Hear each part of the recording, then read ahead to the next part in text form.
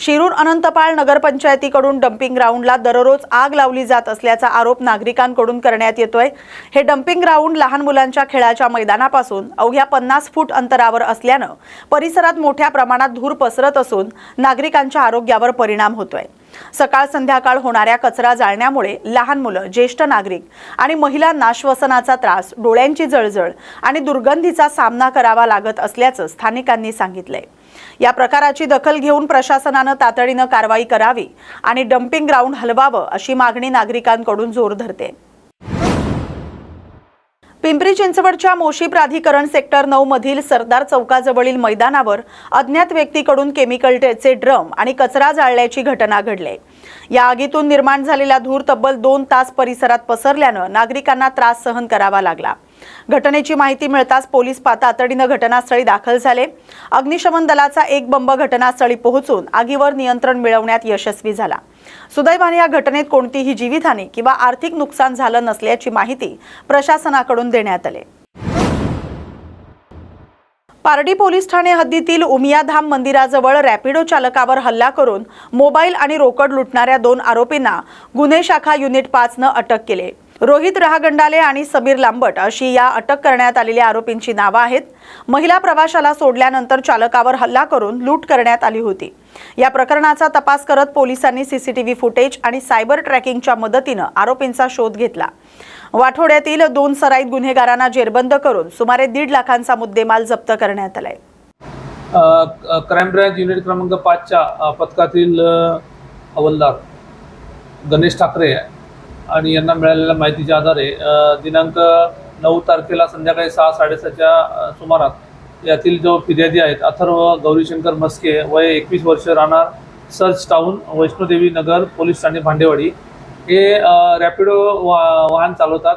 सायंकाळी एक सवारी सोडण्यासाठी ते उमियाधाम या परिसरात जाऊन तिथे सवारी सोडल्यानंतर त्या ठिकाणी असलेल्या एका तलावाजवळ ते थांबून सेल्फी काढण्याचा प्रयत्न करत असताना काही अनोळखी व्यक्ती आले आणि त्याला शिवीगाळ करून त्याच्याकडचा मोबाईल हिसकावून आणि त्याच्याकडचे पैसे घेऊन चोरीला गेले। अशा प्रकारे त्यांनी दिलेल्या फिर्यादीवरून पोलीस स्टेशन पारडी या ठिकाणी रॉबरीचा गुन्हा दाखल करण्यात आला होता।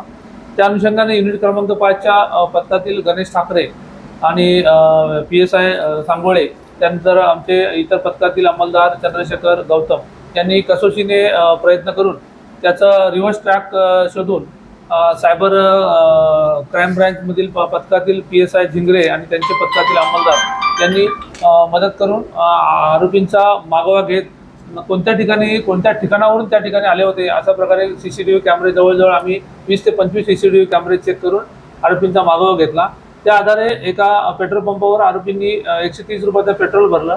त्याचं ट्रान्झॅक्शन आयडी प्राप्त झाल्यानंतर त्या अनुषंगाने आम्ही त्या ट्रान्झॅक्शन डिटेल्स, त्याचा मोबाईल नंबर आणि गाडीचा नंबर प्राप्त झाला, ॲड्रेस प्राप्त झाला। त्या अनुषंगाने आम्ही यामधील मुख्य जे 2 आरोपी होते त्याचं नाव रोहित रतिराम रहागंडाले वय 21 वर्ष राहणार छत्रपतीनगर वाठोडा।